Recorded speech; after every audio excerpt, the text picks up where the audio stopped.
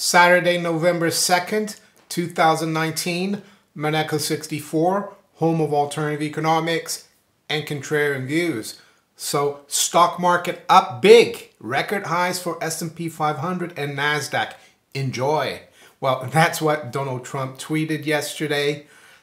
And one of my viewers who follows me on Twitter, and I follow him as well, this is what he said. I hope he doesn't mind me using this, but I thought it was great. He says, national debt up big, 23 trillion, record high for all. So much bigger than Obama's national debt. Enjoy, right? So there you go. So why was the stock market up so big yesterday? Well, because non-farm payroll was a little better than expected. I think it was expected under 100,000. It came out around 128,000. Unemployment rate stayed the same, 3.6%. I saw the U6 unemployment rate, though, went up from 6.9 to 7%. I remember people talking about that for a healthy economy, you needed at least 250,000 non-farm payroll jobs every month, right? So not sure why the stock market was up so much yesterday. The Dow was up 300, just over 1%. S&P, as President Trump said, finished at an all-time high, and so did the NASDAQ. They were up about 1% as well. But today I want to talk about the national debt and the fact that it's jumped to over 23 trillion. I think I spoke about it earlier this week, or it could have been last week, and we were about 70 or 69 billion short of 23,000. So as you can see here right now, it's just jumped over 23 trillion. It's now 23 trillion, 7 billion, 340 million. It's also almost 107% of GDP, U.S. federal debt to GDP there. You can see it's 106.65. Let's look at the employment situation. This website is really good. It gives you also the employment situation. So it says here U.S. population 329 million, so almost 330. U.S. workforce 158 million, right? And then below that, you can see that in 2000, the U.S. workforce was the same, 158 million, 103,000. So it actually was higher than it is now. The U.S. population I checked in 2000 was around 282 million. So the population has gone up by, let's say, almost 50 million, right? And the workforce has shrunk. So that's how well the U.S. economy is doing, right? I think President Trump was tweeting to his friends on Wall Street, right? To the 1%. Enjoy, right?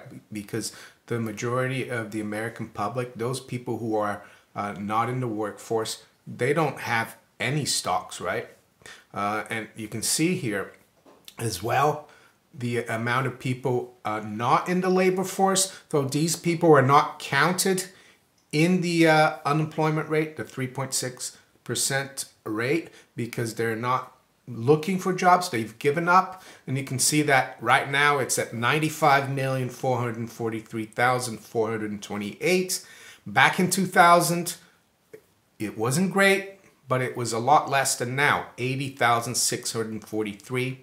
15 million people less not in the workforce, therefore working, right?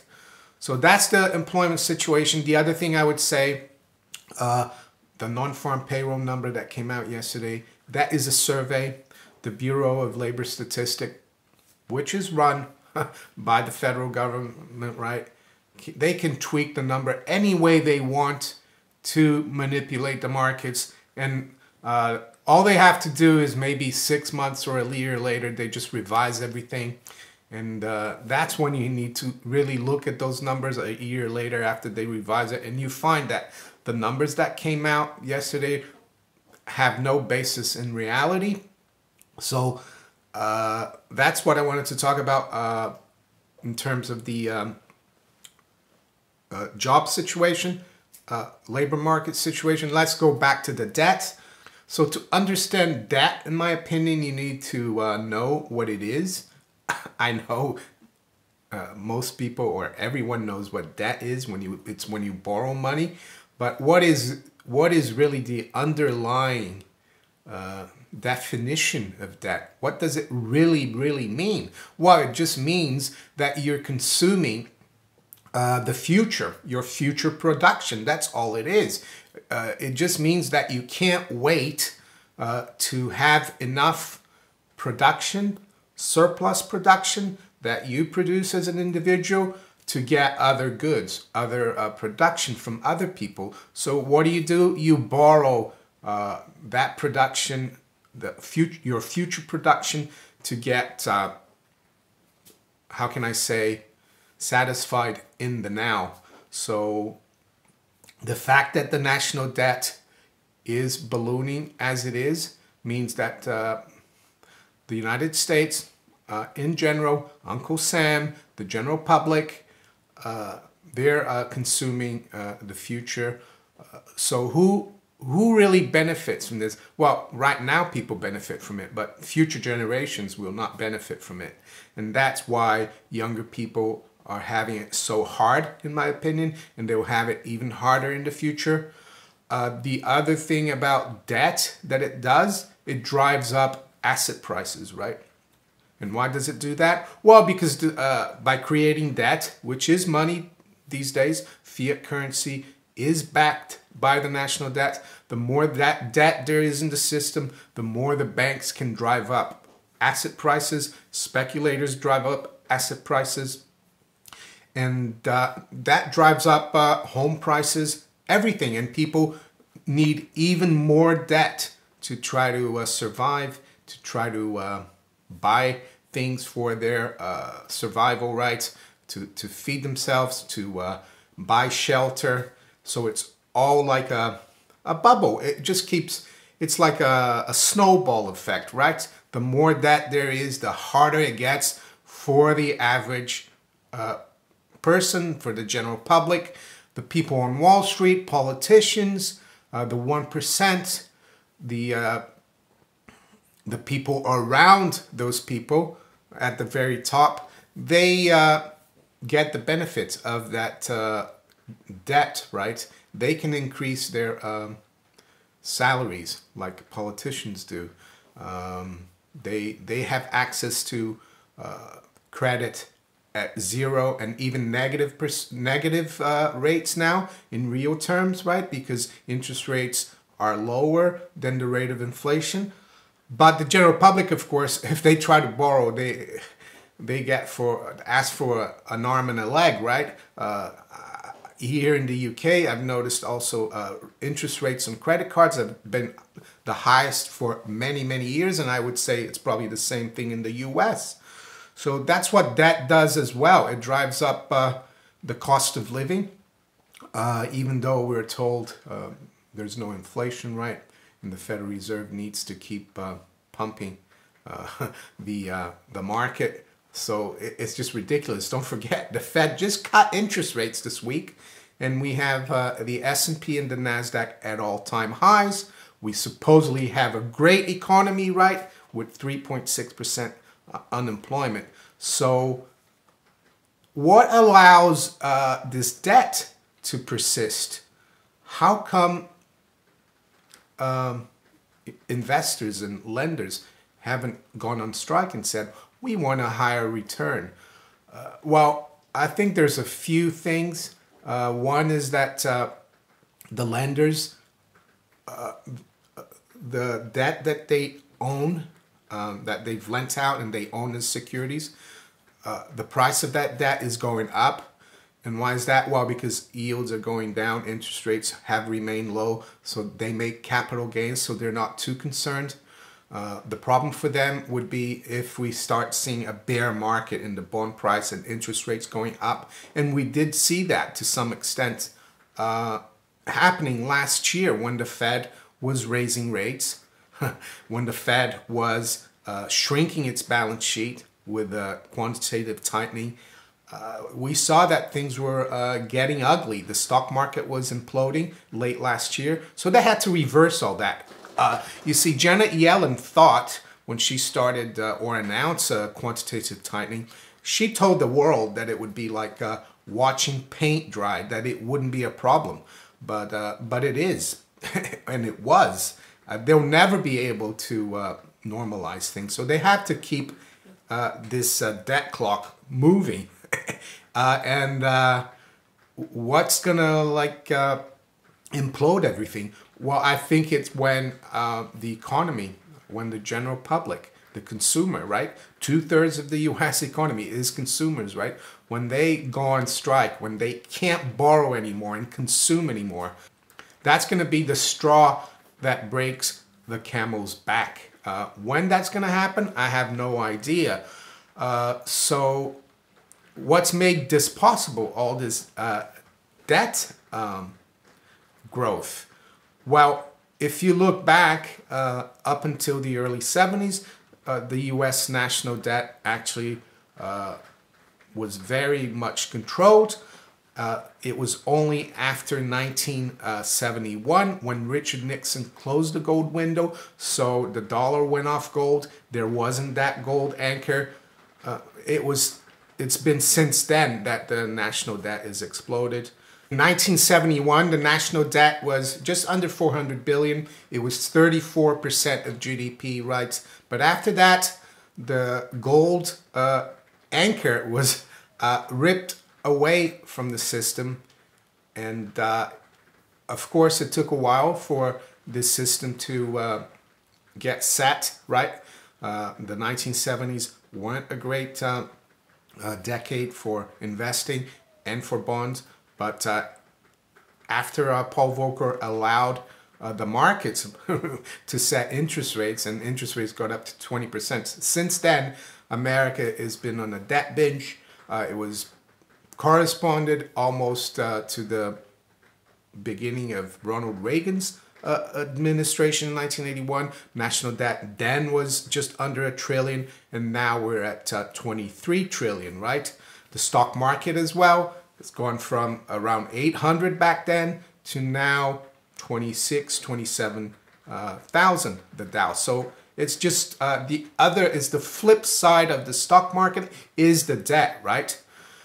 But all it's done, it's enrich the very few. That's why inequality has gotten so big in the United States. And what about even going back further, the event, in my opinion, that's allowed you see, the Federal Reserve to get also involved in this debt game, in the game of buying U.S. government debt.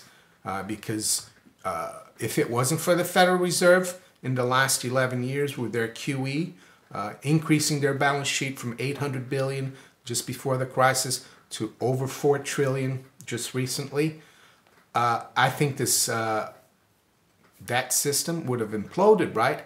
We need to go back to the pretty much the inception of the Federal Reserve, a few years after that. And for that, I'm going to thank Charting the Federal Reserve's Assets, 1915 to 2012, submitted by Thomas Gresham of Gresham's Law, right? And this is a great chart here. This is from the period of 1915 to 1925. And you can see here that the yellow box there is gold reserves. You can see that in the beginning, gold reserves were the major asset in the Fed's balance sheet. But then something happened. And don't forget, the Fed also was created just about 18 months before that. And then you see the balance sheet spike here.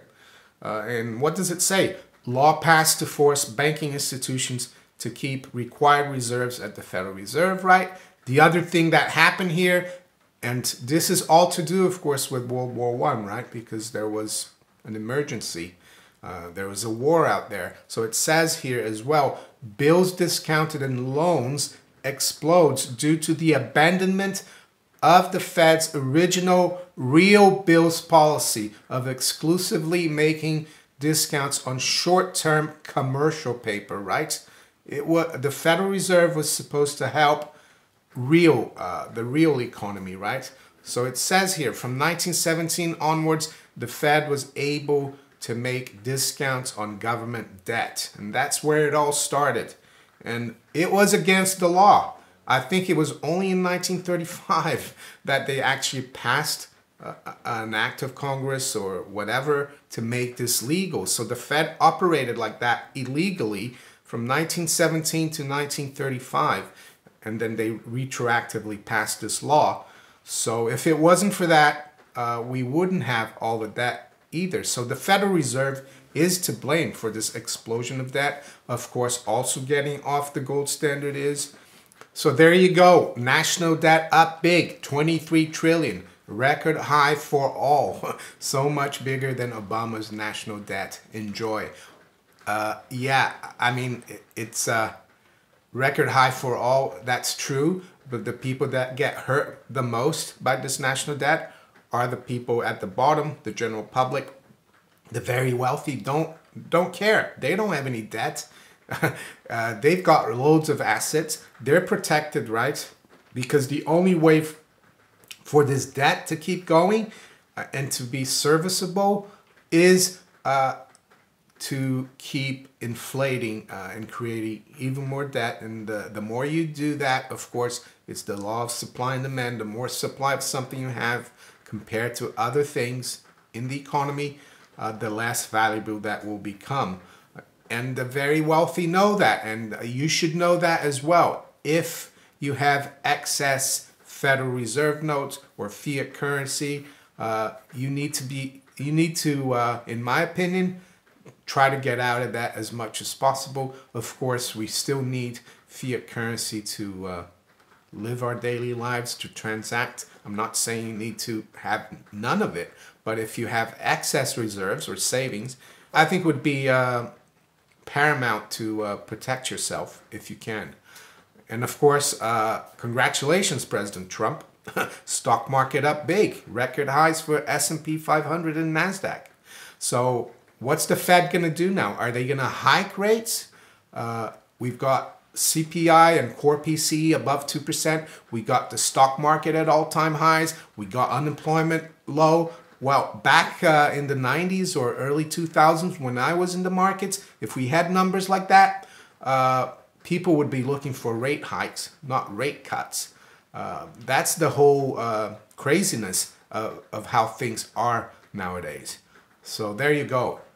If you enjoyed this video, make sure you hit the like button. Subscribe to the channel if you haven't yet. Make sure you also hit this little notification bell above here to be notified of all my new videos. You can also follow me on Twitter, Steemit, and on DTube. I wish you all a great day. Take care. Bye.